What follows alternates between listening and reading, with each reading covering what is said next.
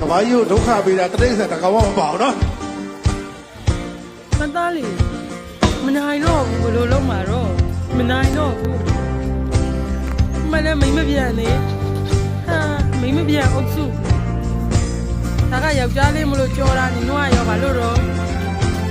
ငါသမီးနေရချက်လန်းတာငါသမီးလေး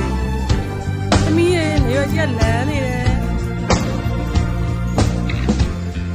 စာလုံးအမြောက်ကြော်နေလို့ပြောထားတယ်အဲ့လိုနေမကြော်နဲ့လေကြော်လို့ဖြစ်ပါမလားဒီဒုက္ခရောက်တော့ပြီလူတွေပြန်အပေါင်းလေးကရောက်တော့ရောတရားမှတတိမရဘူးအသေးလေးဘယ်သူမှမရှိချဘူးအသေးလေး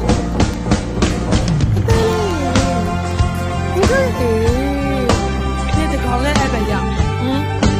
ကြော်တာစားကြတော့စားဆော့ကြတန်းနေချက်ရှုံးလုံးဝမ်းနေရနိုင်ရတဲ့ကြောင်စင်ကိုတာကိုပြန်စင်တဲ့စိတ်လူတွေကနာတာဘဝခရီးကိုတဲ့တော့ဝေးရှိတယ်ပဲနေဝမောချုံသွားကြတယ်အမားတွေလုံးရင်အမားကြီးမာကြတယ်ရက်ဆက်ကြတယ်မတိကြသေးဘူးလားမကောင်းရှင်နေကြအစောရပါမယ်နောက်ဆုံး